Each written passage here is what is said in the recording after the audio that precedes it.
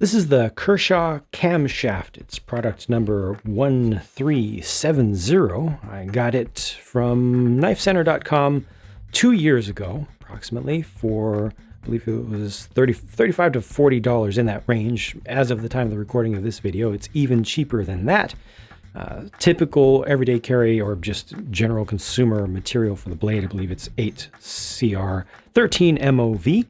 And the blade length is just over 3 inch, about 3.1 inch declared. Spring assisted folder flipper. The scales are FRP with some nice texturing on there that actually feels good. Ergonomics on this are very good. Has a deep carry clip, deep pocket clip, which is one of the parameters that I absolutely required of this thing. And I appreciate the fact that the screws right there to hold the clip on are fairly flush. I've never had this get caught on my pocket, putting it in or taking it out. It's very smooth and easy to get to. Really appreciate the fact that it goes down so far and has so much room to handle the edge of a pocket. You know, where it's hemmed up and can be extra thick on some types of denims or work pants. Not every knife has been like that, and it's a real pain if the clip does not work. This is an ambidextrous clip. You can switch it over to the other side if you're left-handed by default. It's set up for right-handed use, tip up. So it goes into the pocket for me like this. Reach in, grab it. Deployment has been very consistent for me. I needed the spring-loaded action, or I need / very, very much want the spring-loaded action for my everyday carry knife, just for the consistency.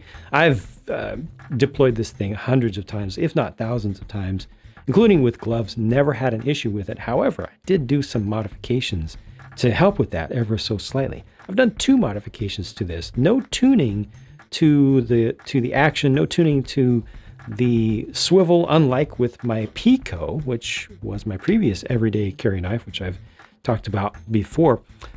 Pico was this is also a liner lock. Pico is a frame lock, which I prefer not to have, but this worked out okay for me. However, I did have to tune, as I talked about before, the stiffness of the lock. I had to break in the detent quite a bit and adjust the tension on the. Actually, I got 2 of these on the swivel there for both of them. And also wasn't ever completely happy with how much belly this thing has. This is a much more usable knife shape, just blade shape for general use, for the stuff that, EDC knives typically get used for, which is usually opening packages, breaking zip ties, whittling off little bits of things. If it's, a hang nail or something on a mechanism that you're working with, some sort of doodad that just needs to be shaved down a little bit. Or breaking down packages and such. This has enough flat area here to do what I want before it starts to change its attitude relative to the material. And it also has a good stabbing tip. Go into a cardboard box quickly because reasons.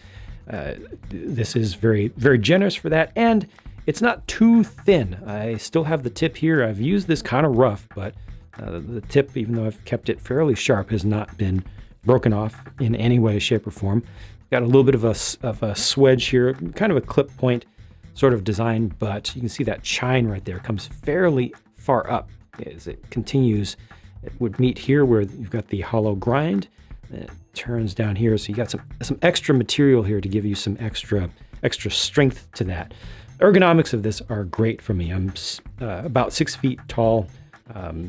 Been told I have medium to long fingers, but this has fit my hand, and I feel like it will fit somebody with a much larger hand, like a giant, just fine. You'll just lose your pinky finger purchase down here, but I think you can still get a good grip on it. And definitely if you have a smaller hand as well, this is still going to work. You can have plenty of room to work with this to get it to just the spot where you want, whether you grab it like this or you have the nice control with the thumb back here. The jimping is not sharp on the corners. Sometimes knives just aren't good, right? Especially ones made from the factory aren't good by default. They'll need a little bit of filing around here to smooth this out, but this feels like it gives me good purchase on it, but it doesn't feel like it's going to cut me. I've pushed pretty hard on this, slipped off to the sides a little bit. I've never had that reflex of, oh no, I think I might have just cut myself. No, that works out fine. But the two modifications that I've made.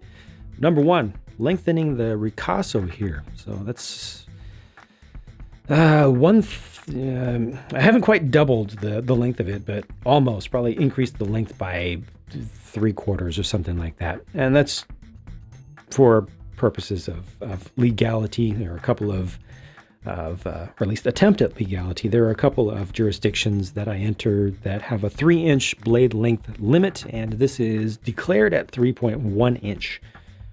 Depending upon where you look, I think I've seen the description say 3-inch also. But when I measured it straight as the crow flies, the cutting edge area was just a little bit longer, and so I reduced some of that, took some of that out, just so that if for any reason I ever get stopped by law enforcement and they ask me to declare any weapon that I have on me, potentially dangerous tool that I have on me, and they ask questions about it, they're being really, really picky.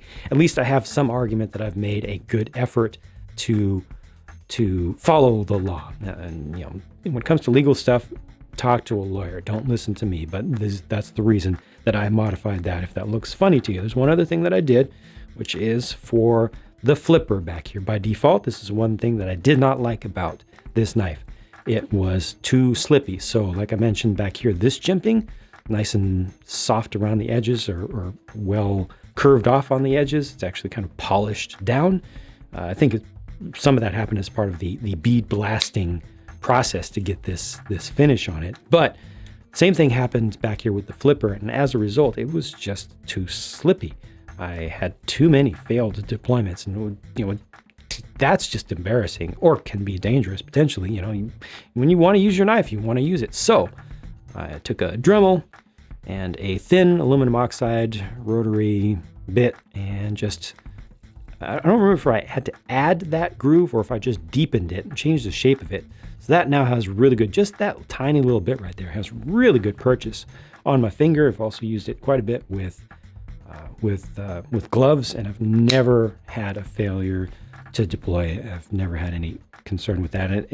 It locks out very nicely, and the tightness of the spring starts right here. It's almost at 90 degrees, and then it's going to pull away starting from right about there, which is 30 degrees, something like that. When it locks in, it's really pulling in. So I'm not worried about accidental deployment with this. Some knives are just like set up like mouse traps where you're really close. If you just move that, more than about 1/4 inch, it's going to start deploying. So this just feels comfortable to me, and having that confidence in your tool that you're not worried that it's going to hurt you or anyone else accidentally or do anything that you don't want it to do is really important. And this has just felt like kind of a part of me, kind of an extension of me, which is exactly what I want for an everyday carry knife. It has treated me well for 2 years.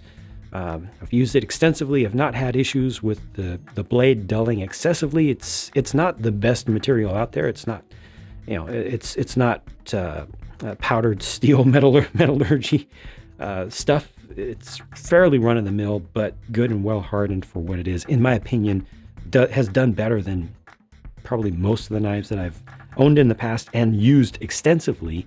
And I just have to hone it a little bit after extensive use, cutting down 2 large garbage cans or recycling cans worth of cardboard boxes, like, dozens and dozens and dozens of boxes, not just cutting the tape, but I'm talking about slicing them all the way down.